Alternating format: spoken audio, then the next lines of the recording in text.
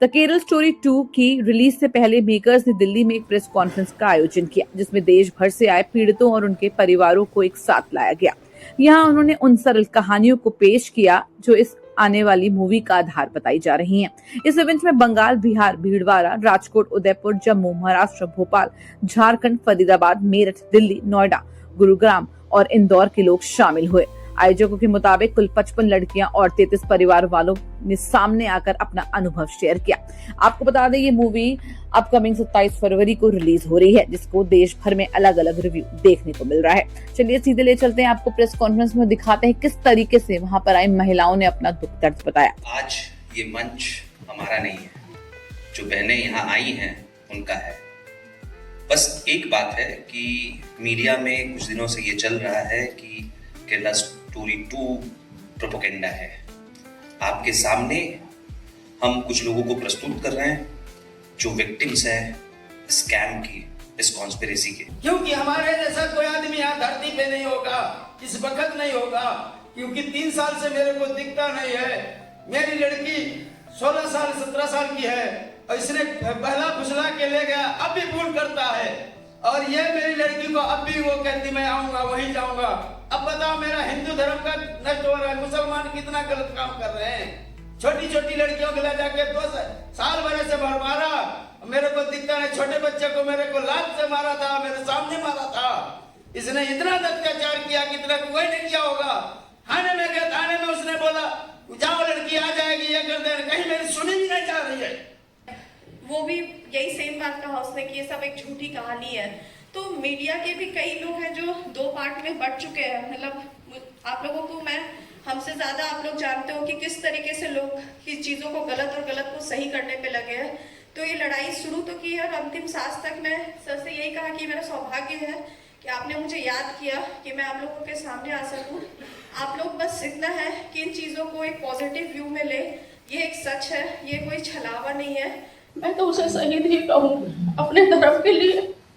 उसने अपना बलिदान दे दिया, लेकिन उनसे समझौता नहीं किया, उनके साथ नहीं गई। पहले भी ठुकरा कर सब कुछ आ गई। खूब परिवार ने दबाव डाला, खूब लालच दिया, रानी बना के रखेंगे बेटा, शादी कर ले धर्म बदल कर। लेकिन मेरी बेटी ने सब कुछ ठुकराया और अपनी पढ़ाई की जारी रखी, बीकॉम क्लियर की, टॉप करके गई है लास्ट में भी।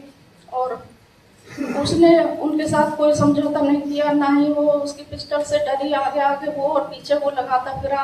गाड़ी में दोनों ने खूब बैठाने की कोशिश की, नहीं बैठ पाई वो उनसे, तो उन्होंने उसे मार दिया पुलिस के बाहर। आपने भी सुना होगा, 2020 की बात है, 26 अक्टूबर। और मेरी बेटी लड़ते हुए गई अपने धर्म के लिए, और हम समाज में इस वजह से जी भी रहे। शायद हम आज यहाँ नहीं खड़े होते अगर बेटी उनके साथ जाती तो। बस तसल्ली है तो थोड़ी सी यहाँ है कि वो इज्जत से गई है, लेकिन दुख तो है और सारी जिंदगी रहेगा। उसकी कमी कभी पूरी नहीं हो सकती। उसके बगैर ना कोई खुशी है, खुशी मिलती है लेकिन उसके बगैर नहीं है।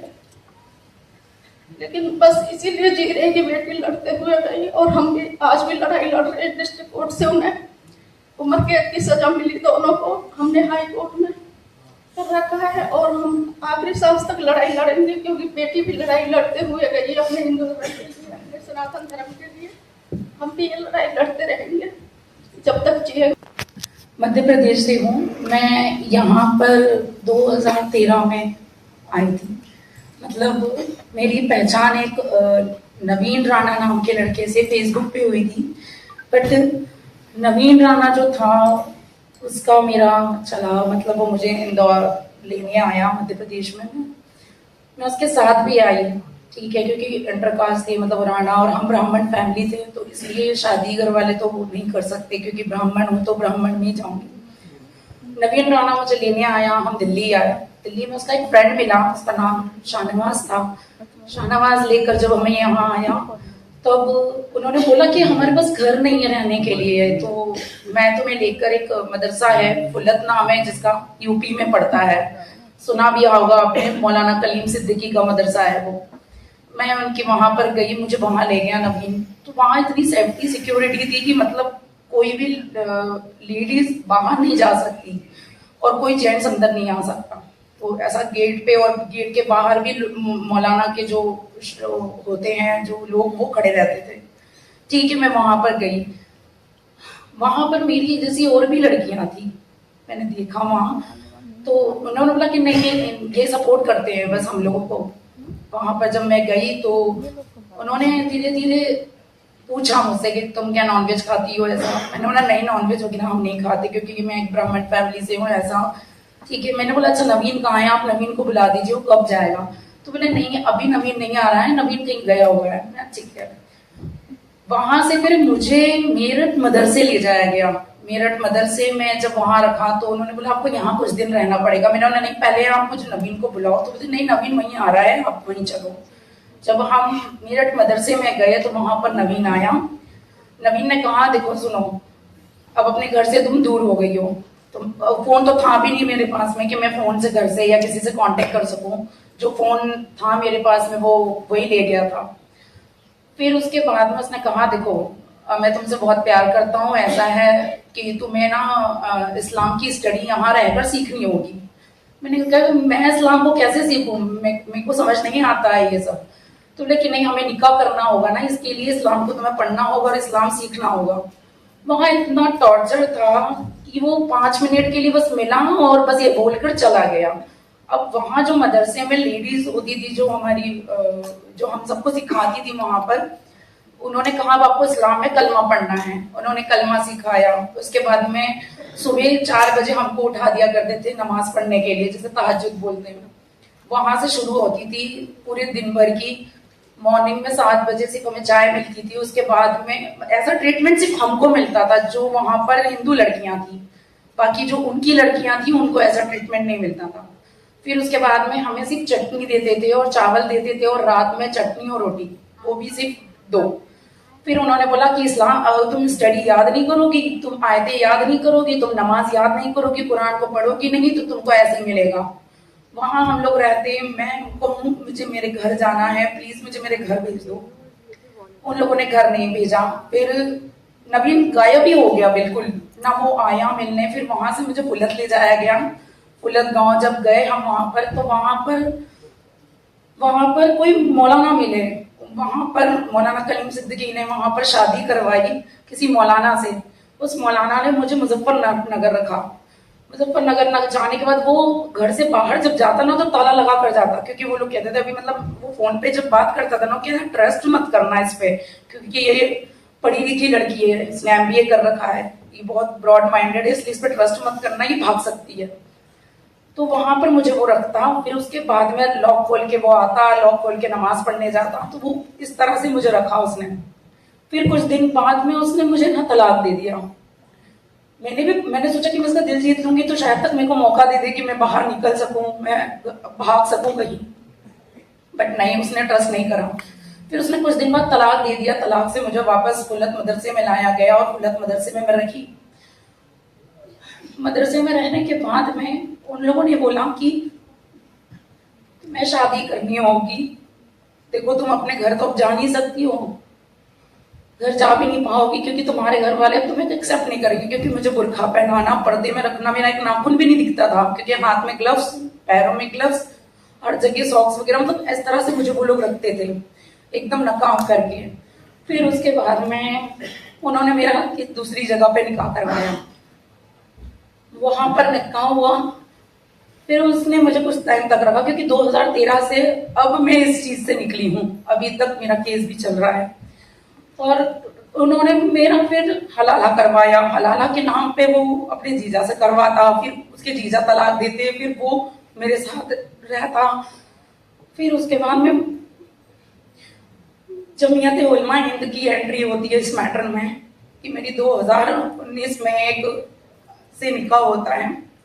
वो हाफिज कुरान था, उसने मुझसे झूठ बोल के शादी करी, ये बताकर वहां पर कि उसकी वाइफ की डेथ हो गई इसलिए वो वहां पर शादी कर रहा है। मतलब मैं इन लोगों के बीच में नहीं, मैं को कोई ऐसा नहीं था कि मैं निकल सकूं, बाहर जा सकूं। और उसने मुझसे शादी करी, 4 साल मुझे रखा। फिर उसके बाद उसने मुझे तलाक दिया। फिर इनकी फैमिली वालों ने मुझे अपने मतलब कमरे में रखा, बिल्कुल कहीं जाना नहीं आना नहीं। फिर उसके बाद में उसने मुझे फ्लैट लेकर एक जगह रखा सबसे छुपा कर, फिर वहां पर उसके जीजा से हलाला करके मेरा दोबारा निकाह करके मेरे को रखा। फिर उसके बाद में मैं जब फ्लैट में रहती थी ना तो वो कुछ मारना पीटना गालियां, मैं बाहर कैसे निकलूं। फिर मेरी एक फ्रेंड से मेरी दोस्ती हुई, मेरी फ्रेंड यही मेरे साथ रहती है, बहुत सपोर्ट, इसने मुझे इतनी हिम्मत दी, बहुत हिम्मत। मैं वहीं पास के डीएलएफ थाने में गई और उसकी कंप्लेंट लिखी कि सर ऐसा ऐसा मेरे साथ इन लोगों ने करा है कि मेरा हलाला करवाया, फिर मुझे अब शुरू से 2013 से लेकर अब तक ये सब करवा रहे हैं। उस एसएचओ ने एक पति पत्नी की लड़ाई की एफआईआर लिख ली और उसे समझाया कि तुम जाके कोर्ट में तलाक ले लो और इसको जो भी है सेटलमेंट करके मामले को रफा दफा कर दो। बट मुझे जब मैं वहां गई एसएचओ के पास पता पड़ा कि क्या है उन्होंने लिखवाई एप्लीकेशन, तो उन्होंने एफआईआर यही मतलब ये हस्बैंड वाइफ वाला ही लिखा, क्योंकि वो हर बार जाता और पैसे दे देता, क्योंकि वो मदरसा चलाता है, बहुत बड़ा स्कूल भी है उसका, तो अच्छी अर्निंग है उसके पास में, तो वो पैसे दे दिया करता और वो छूट जाया करता। अब मेरा केस कोर्ट में है, मेरी फ्रेंड उसके हस्बैंड और हमारे सर है विनीत सर और चंद्रपाल सर जी, ये मेरी हेल्प कर रहे हैं इस केस को लड़ने में। और मैं चाहती हूँ कि अगर प्रशासन कुछ पैसे लेकर ये काम ना करे ना तो सच में किसी के लिए वो खड़े हो सकते हैं। वो हमेशा पैसे दे देता है और इतना ट्रस्ट दिलाया था मुझे कि नहीं आपकी हेल्प होगी, आप फिक्र मत करो, और मेरा कोई हेल्प नहीं हुआ। 1.5 साल से मैं अभी भी स्ट्रगल कर रही हूँ और मैं लड़ रही हूँ, पर मैं बैक नहीं होंगी। मेरे पास फैमिली का कोई सपोर्ट नहीं है, क्योंकि मैं एक ब्राह्मण फैमिली से बिलोंग करती हूँ और हमारे यहाँ इज्जत को बहुत कुछ मानते हैं। इसलिए अब मेरे पास जो मेरी फैमिली है बस यही है और कोई भी नहीं है।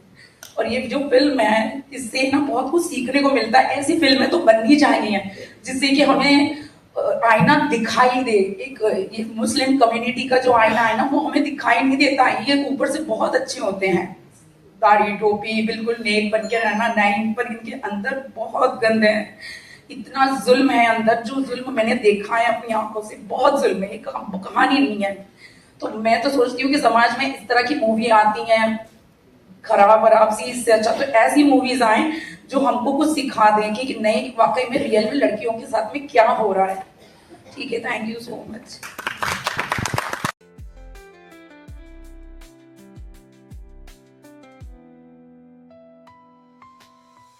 ऐसे बने रहिए भारत प्लस के साथ। चैनल को लाइक करिए, सब्सक्राइब करिए और शेयर करिए। तब तक के लिए नमस्कार।